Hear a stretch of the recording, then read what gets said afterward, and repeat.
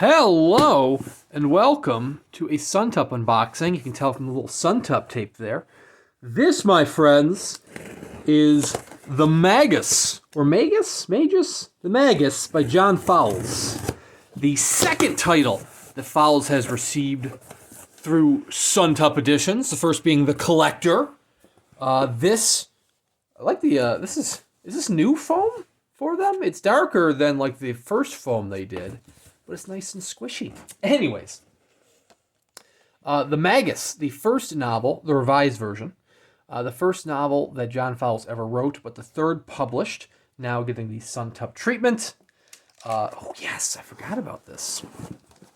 It comes with, the numbered and lettered editions, come with a little wood engraving tarot card.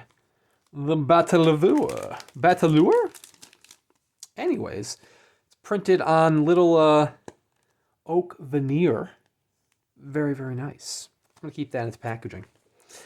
So this did come out in the artist edition earlier in 2023. I don't believe the letter edition has come out yet, and the numbered edition is now shipping. Just about a year after it went on sale. This was the January of 2023 title. So here we are, about a year later, and we're getting it here. This has a clamshell case with a nice inlaid leather label. John Fowles, the Magus. Let's dive in. Wow. Nice little suede felt kind of lining. It is quarter bound in leather. So you can see that quarter binding there. Let's get this out of the way. Cloth boards for the remainder of the board covering. Another, it's not even inlaid. This, I think, is just, maybe it is inlaid. Say the leather title on the spine there. It is inlaid with a piece of Marc Burckhardt's cover artwork.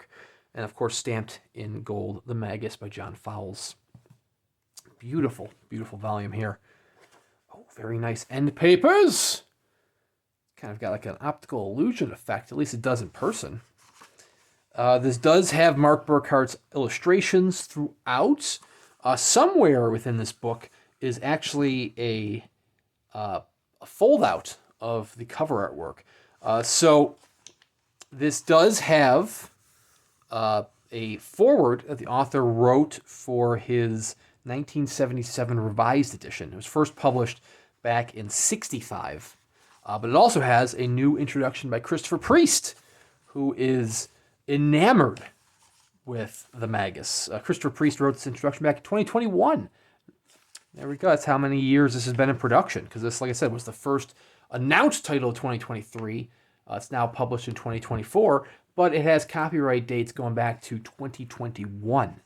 So it had been worked on for at least over a year. I mean, depending on when in 2021 it was written. Oh, these pages keep sticking together up the top here. Anyways, Christopher Priest, this is actually his second contribution to a Suntup edition. He also did the introduction for The Invisible Man by H.G. Wells back a few years ago. Let's dive in and see if we can get some of Marc Burckhardt's illustrations that are in here. They're all kind of based off tarot cards. I have not read The Magus, but I know it's the story of a young Englishman who takes a teaching assignment on a remote Greek island. There is one of Burckhardt's illustrations, and he becomes friends. I don't know if friends might be the right word for it. He becomes introduced to an eccentric Greek millionaire who kind of takes him through his world of divination. I'm presuming some divination is involved. If I got tarot cards throughout. I know it's kind of not a psychological thriller, but it gets psychological. That's what I've heard.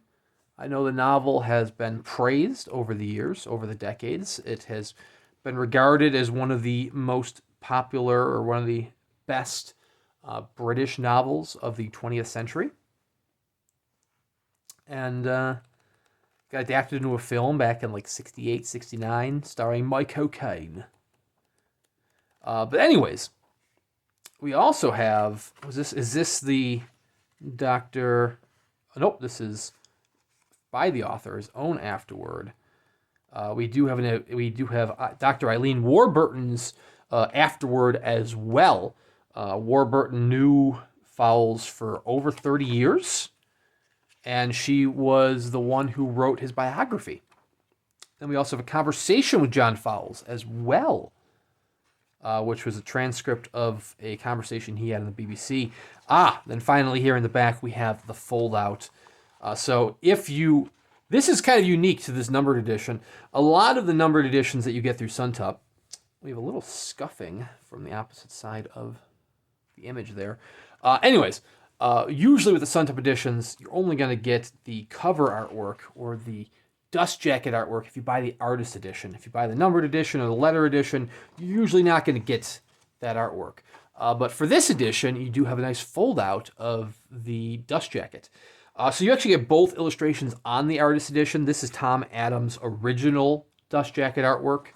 Then the other side is Marc Burckhardt's original for this edition dust jacket artwork. And of course, it is limited to, this was 250 copies. There we go. 250 copies. This is number 172, signed by Christopher Priest, signed by Dr. Eileen Warburton, and signed by Marc Burckhardt. If you are getting the artist edition, it's only going to be signed by Marc Burckhardt. It will not be numbered. But, if you get the opportunity to get a numbered edition, you might as well get one, right? But yeah, it looks great. It looks superb. I honestly don't remember if I do have the artist edition. Oh, that's kind of satisfying when the bookmark lines up perfectly with the inlaid cover artwork. That's just me, though. I think that is great. I might be completely alone on that, but there's something very satisfying about watching them just perfectly line up. Anyways, I did buy the artist edition on sale through Dark Regions Press. The numbered edition, I'm not going to lie, I had purchased it originally just to kind of keep on the train because I wanted that February edition, which is of 2023, which was The Godfather by Mario Puzo. And then I secured The Godfather, and then I jumped off the train again. But now I'm kind of wishing I hadn't, because in just a few weeks, the January 2024 title is going to be announced, which rumor has it, and it's actually kind of more than a rumor, because the announcement schedule very much confirmed it. It's Boy's Life by Robert McCammon, one of my favorite novels of all time, which I do have a special edition of Boy's Life from Subterranean Press. But the Suntup numbered edition is going to be letterpressed. And who doesn't want a nice letterpressed Boy's Life? There will be a classic edition, so not even just an artist edition, a classic edition, which will be signed by Robert McCammon as well. So I might have to just, get by on that one. But anyways, the Magus, the artist edition, is still available directly through suntup.press.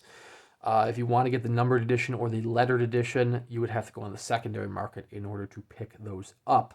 But seriously, check out Suntup. They have a very exciting upcoming Q1, including Boy's Life by Robert McCammon, which is the January title.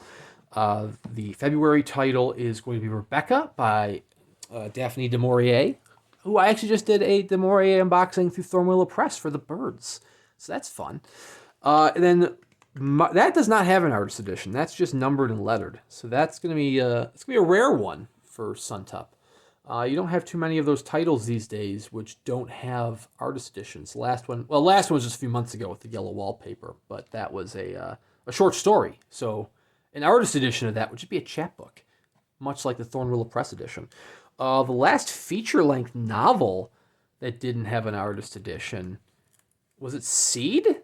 It might have been Seed by Anya Alborn. That's going back a while. I'm forgetting one. Let me know in the comments below if I am. Seed didn't have an artist edition. The original 3 H.G. Wells titles, one of which, like I said, is signed by Christopher Priest, War of the Worlds, Invisible Man, and The Time Machine did not have artist editions. Bridges of Madison County didn't have a numbered edition. That was lettered only, but that's going back a ways.